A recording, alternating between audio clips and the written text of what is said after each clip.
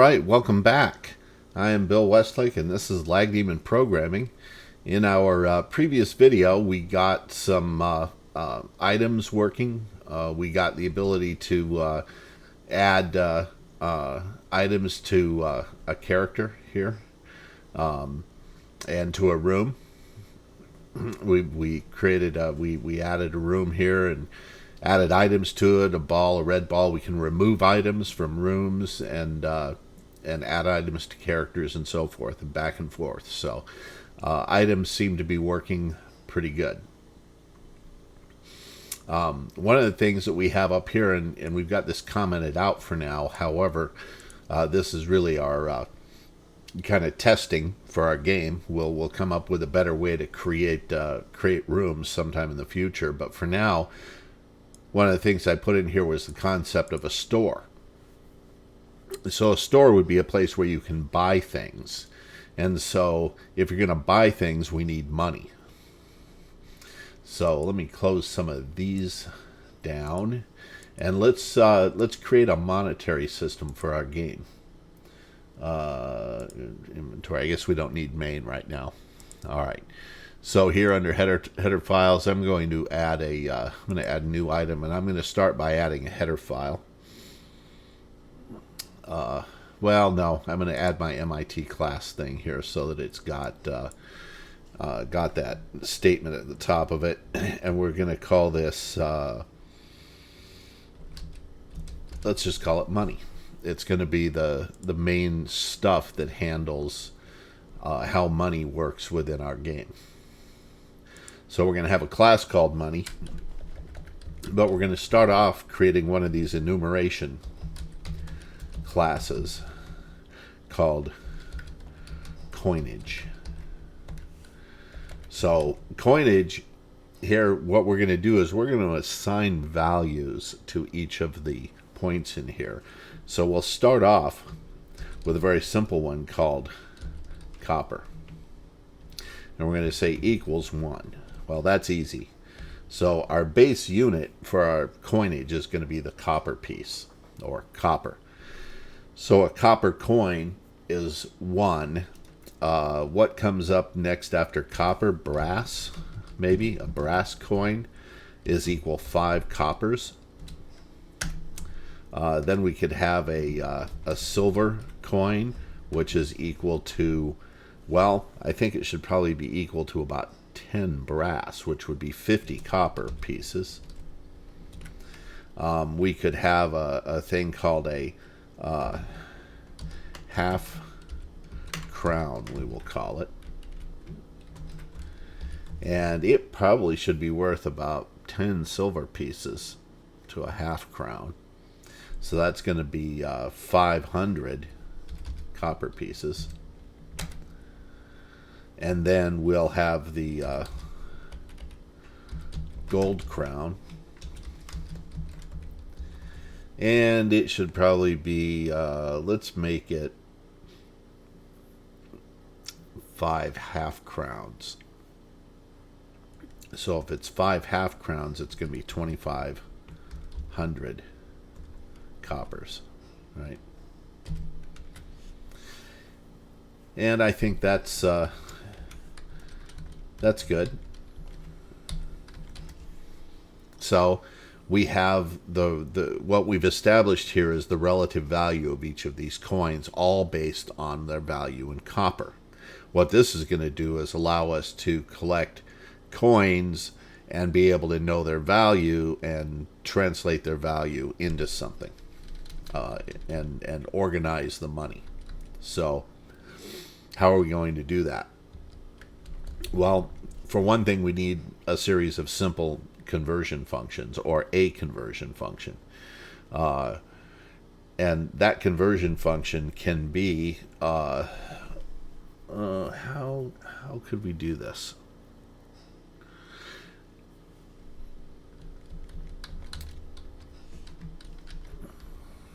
We might not really need the class, but we'll think about that.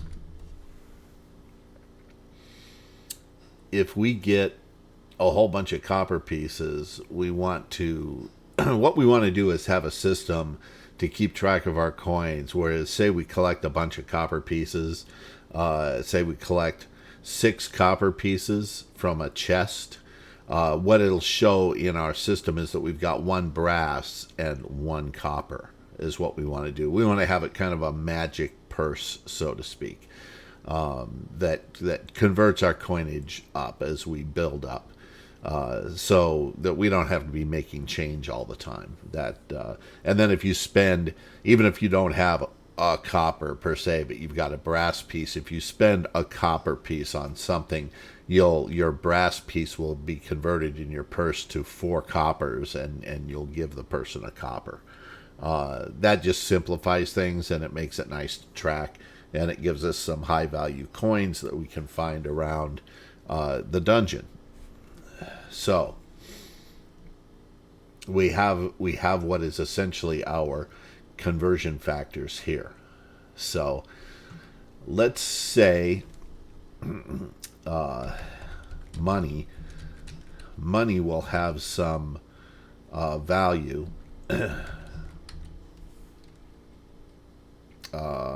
Let's make this protected in case we want to subclass it, and we'll have an integer here called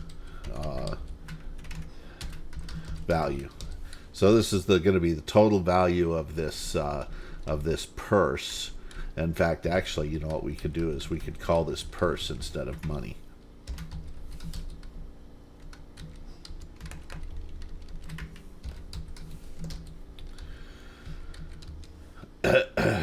And we'll do this, and I think this CPP file, money CPP file, can be deleted. We'll remove it and we'll delete it. All right. So when we add coins to the purse, we want to convert them into pennies in the first place. We want to save our total value of our purse. Its internal value will be in pennies. But when we get it back, when we ask for what we've got in our purse, we want to get something. Actually, we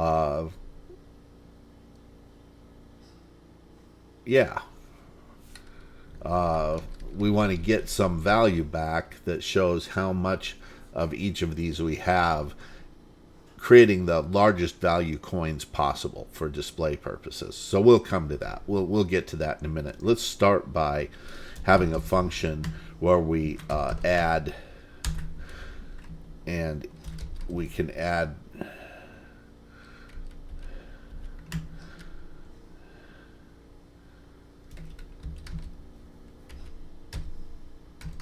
coinage, coin int number. So if we pass into this that it's a silver piece, so we would pass in silver 3, and it needs to convert that in, but it can do it for any coin. So we need a switch statement on coin. Oops, coin. And we'll do a case coinage colon copper.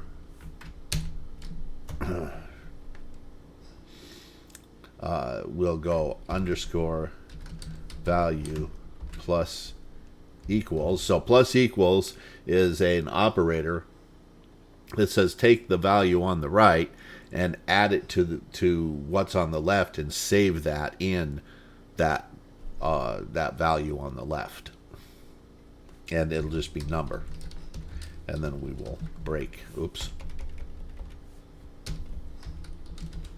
Okay. Break. There. So that's the case of copper. So case coinage brass underscore value. Oh, actually, we don't need to do this switch statement. what we can do is a simple static cast. What we'll do here is go int multiplier equals static cast to int from coin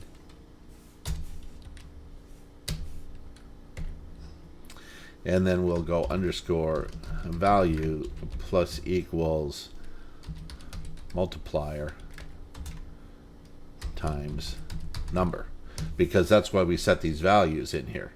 We set these values in here so we know immediately how to get, if I put 1 gold crown in here, I've got X many coppers. It just automatically converts by multiplying it by 2,500 or 500 or 50. So that's how we add a particular number of coins of a particular type to this. And the value will keep track of that. So how do we want to display this? Well, we want to find out. So there's a fairly simple way to do this. There should be, anyway. We've got a certain number of copper coins. If we have 2,500 copper coins, we've got a gold crown, and we've got none of these other coins. So whatever this value is, we've got to find the number in here that it's bigger than, and then start subtracting these out until we get down to how many coppers we have. So we should always have less than 5 coppers. We should always have less than 50 brass, or less than 10 brass, and so forth. All right. So we can ask this individually, but I want to get back a structure. I want to get back all the information at once. So let's create a type def here. So we're defining a type that's going to be a structure called coins. And so we'll have int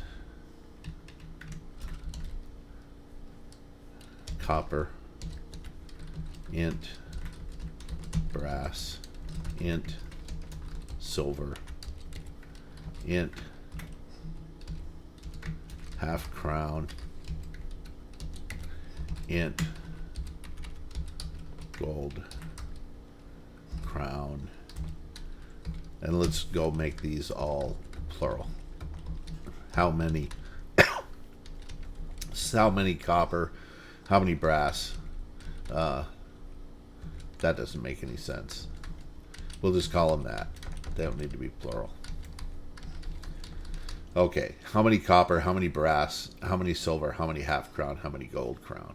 Okay, so how are we going to do this?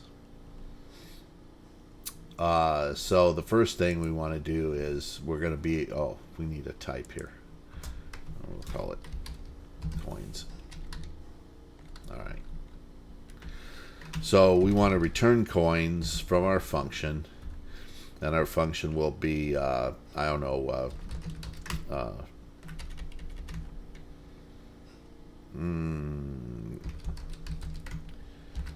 count purse.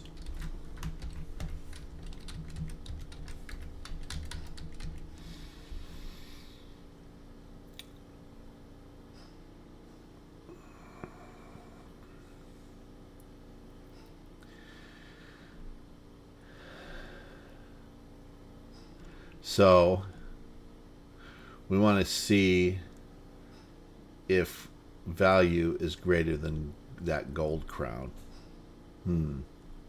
Well, actually, there's another thing that we can do here. we can set up an iterator on this, so we iterate it through it. But I really want to go backwards. I want to start at gold crown. We'll just do this simply at first, rather than getting fancy. This is what we'll do. All right. We'll take our value and ask if we'll say while.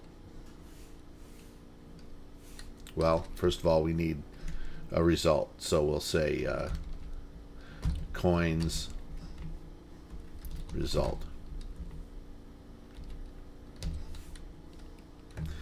And with our coins, we should probably make these all default to 0 when we create this. All right. So we have a result. So what we're going to say is while our underscore value is greater than static cast to int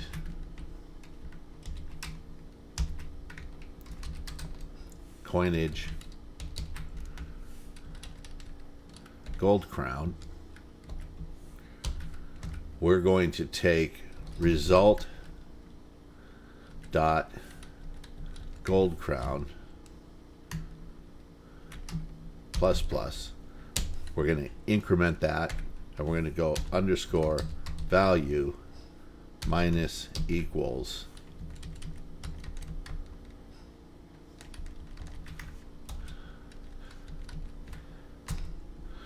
and we could do is set up a thing that has these values in it. This is supposed to be minus equals.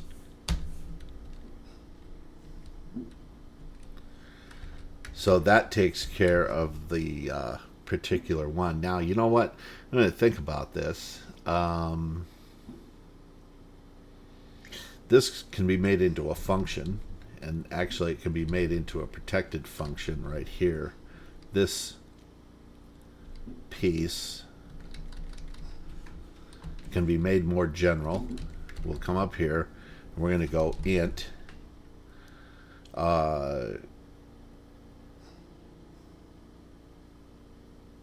well, actually,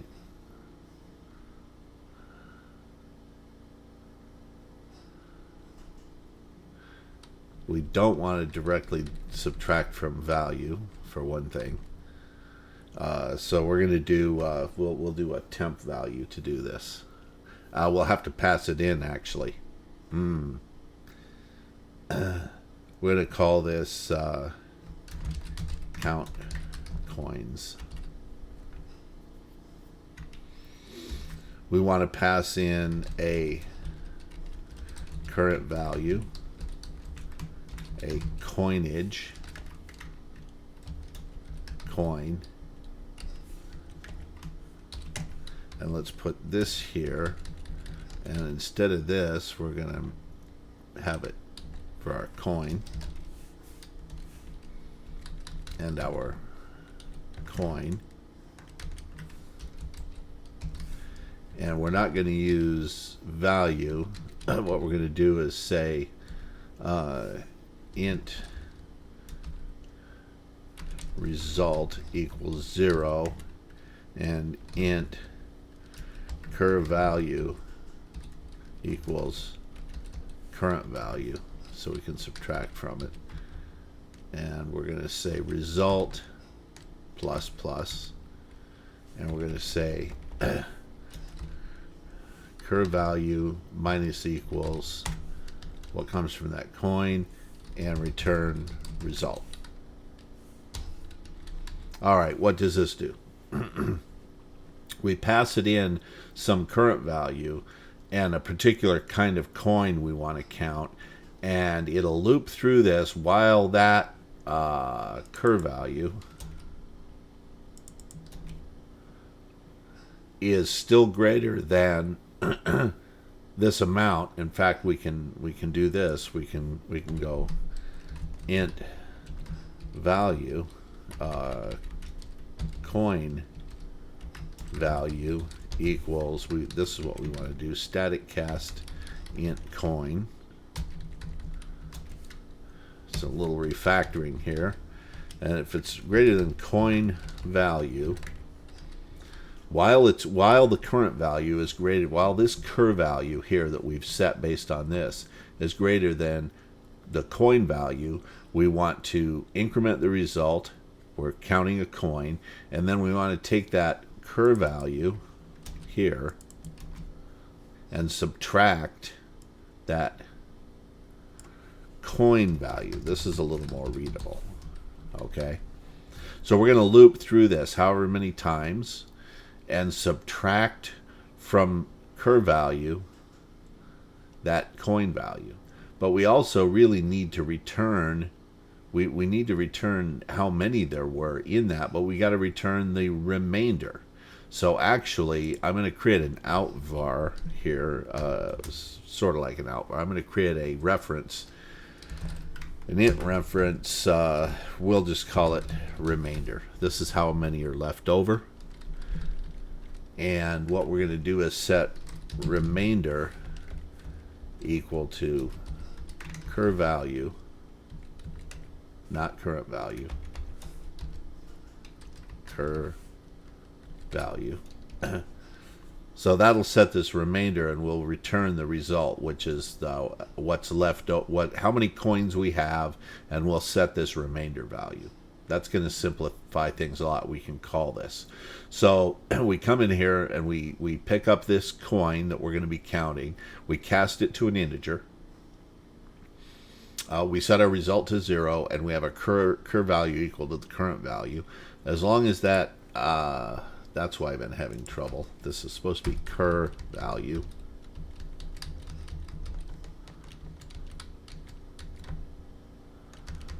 Curve value. Missed a letter there. While that curve value is greater than the coin value, we're going to subtract the coin value from it. We're going to increment our result, which is we've got one coin of that particular value, and then we're going to subtract coin value from the curve value. The remainder is however many are left over, and the result is how many of that particular coin we have. Okay. So now what we can do is say result. Let's say we're going to go int value equals underscore value. So we're going to get a copy of our value, and then we're going to go result dot gold crown equals, and we're going to call this count coins.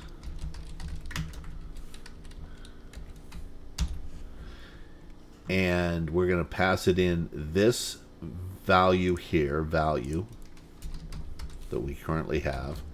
The coin is going to be coinage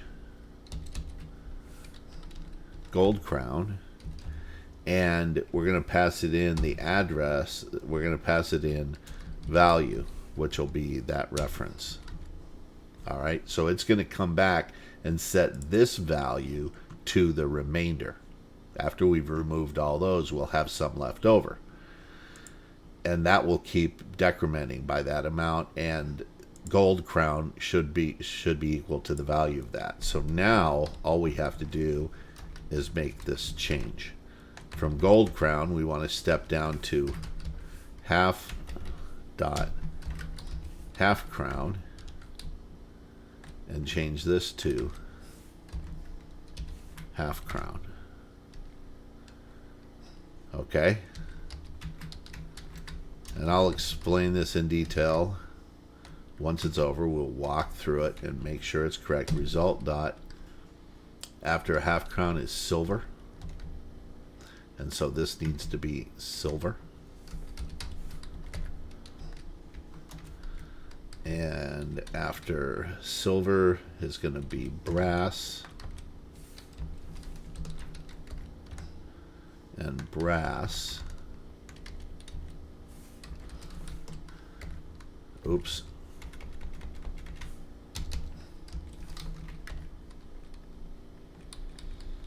And then our result dot copper is just going to be what's left over at the end after we've removed all that. And then we're going to return result. This is a very simple little algorithm. The coin counter is just going to loop through, removing the value of that coin from here, incrementing the result, then removing the value of that coin until we get down to two values, what we have and what we have left. There's another way that I could do this, but I want this to be clear. I want the algorithm to be clear how we're obtaining it.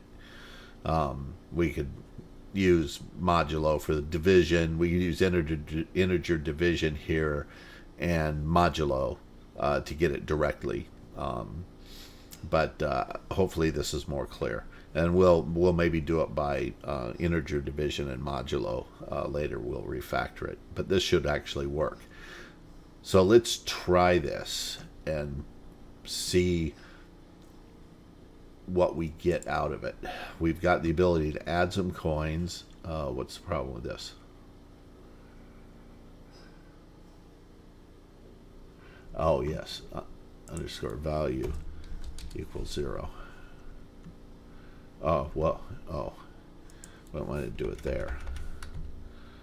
I'm going to go here and go colon underscore value 0. There. So this is an initializer. When this constructor is called, this will initialize underscore value to 0. All right, let's test out our purse and our money system. We'll, for now, comment these out. And this, we'll comment this all out. Okay. We'll come up here and add.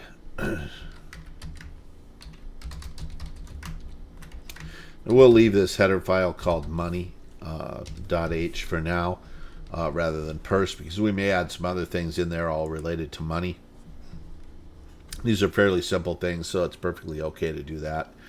Let's create a purse called purse, and let's say purse dot add coinage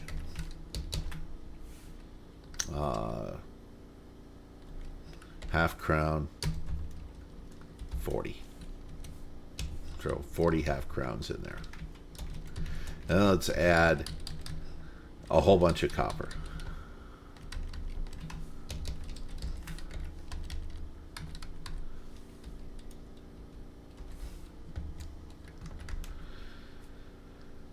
Then let's go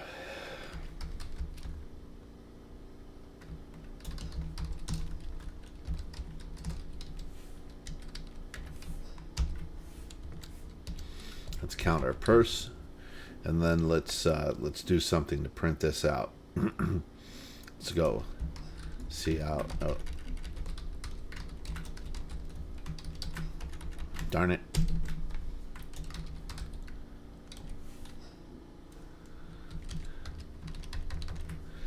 I shouldn't have done that. This needs to be what do we call it? Coins. This needs to be coins.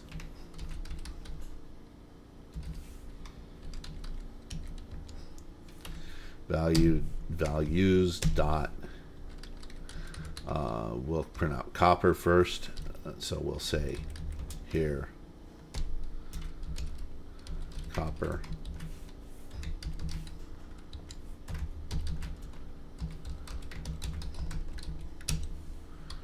I'll just copy this.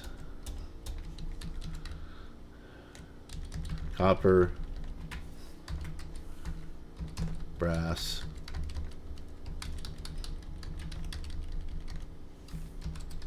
silver. Let's call it a half C. And we'll call it a gold C. We know what it means. So this has to be brass. This one is silver. This one is half crown. And this one is gold crown. Okay. So let's see what that does. See if it blows up or does something weird.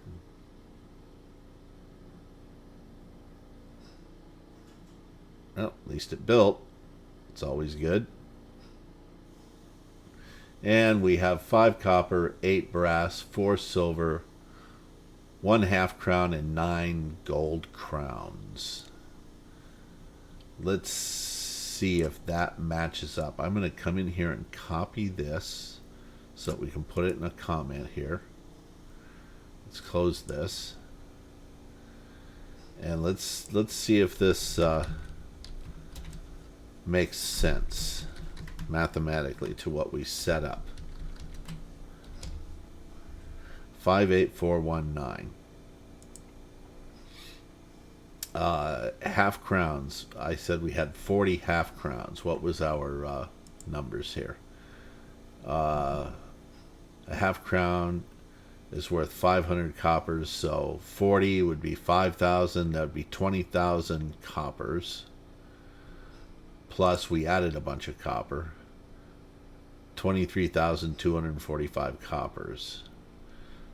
So, a gold crown, there's 9 of those, 2,500. Yeah, it's right in the range. It seems to be doing it right. Let's do something a little easier to figure out. Let's put in gold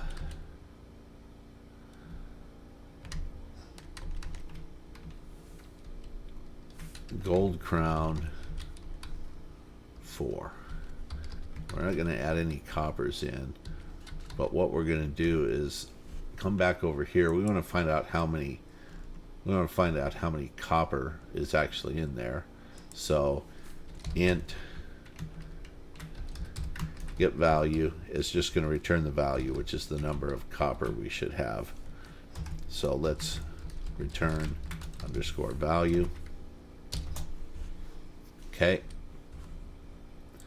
Let's go over here, do this, we'll call this value, and it'll be values, it'll be purse.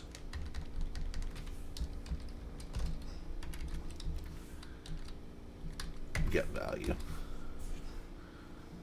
All right.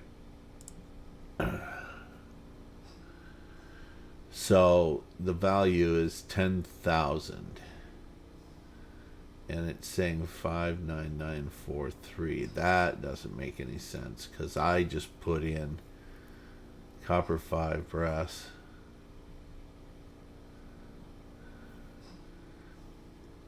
That something's wrong. Something's definitely wrong because I put in 4 gold crowns. And so the only thing it should say we have is 4 gold crowns. 10,000 copper. 4 times 2,500 is 10,000. That's exactly right. So this algorithm is actually, this algorithm is probably wrong. I probably did something wrong here. Did I get this all lined up correct? Gold crowns. Value. Value. I'm passing in the value here, and we're returning it here. We're passing it in here. We're writing it out here.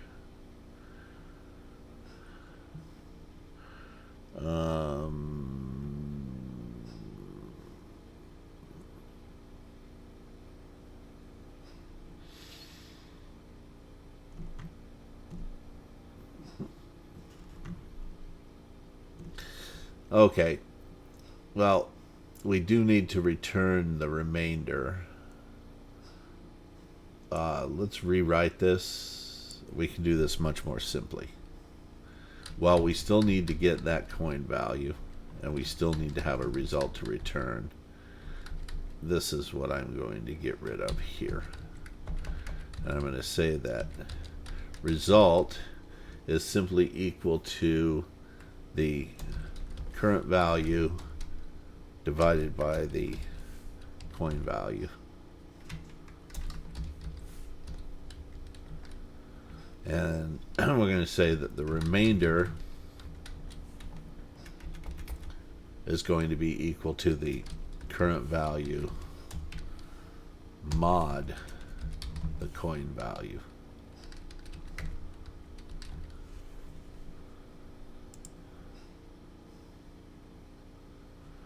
Now it's correct. So I'll explain that. So now we got exactly 4 gold crowns. If we toss in, whatever we toss in there, it should be exactly correct. Let me explain this. All right. So we're getting our coin value. We've got some current value. If it's below that coin value, both the division and the modulo will come back to 0. There will be nothing. Oh, actually, the remainder will be what? Well, the remainder will be the total amount that's there. It'll just move this to here, so it won't be able to do it. So, if we were to put in something like, just put in copper, and let's put in 6 copper. Make sure everything comes out right. See, it's all zeros. And then we got 1 brass and 1 copper. So that's exactly right. 1 brass and 5 copper is 6 coppers. Value is 6. If we bump that up to 55 coppers, see what we get. So we got 1 silver, that's 50, and 1 brass, that's 55. Exactly right. So our monetary system is partially working. Our purse is working. See how we're doing on time here. 36 minutes. Well, this has been a little bit long. So what do we have? Well, we have a purse that we can put money in. So that means we can add a purse to our character, and we can also add a purse to certain kinds of rooms. And in the next video, we're going to do our first inheritance. We're going to create a class that's going to inherit from room, and we're going to call it a store. And that store is going to be specialized to have its own purse and some money possibly in it, but also some items that are for sale. And they'll have values associated with them. And the character, when they're in there, if they've got money in their purse, can buy items from that store. And that'll be one of the commands that we will create. So if you need a sword, and you've collected some money from a chest somewhere, you can come to the store, navigate back to the store, and buy a sword. And then when you have to fight a monster, you'll have a better chance of killing it with your sword. So that's going to do it for this video. Thanks for watching. I hope you enjoyed it. If you liked the video, hit that like button. If you really liked it, hit that subscribe button. And if you want to get notifications when I upload videos, hit that notify button. Thanks, and I'll see you in the next video.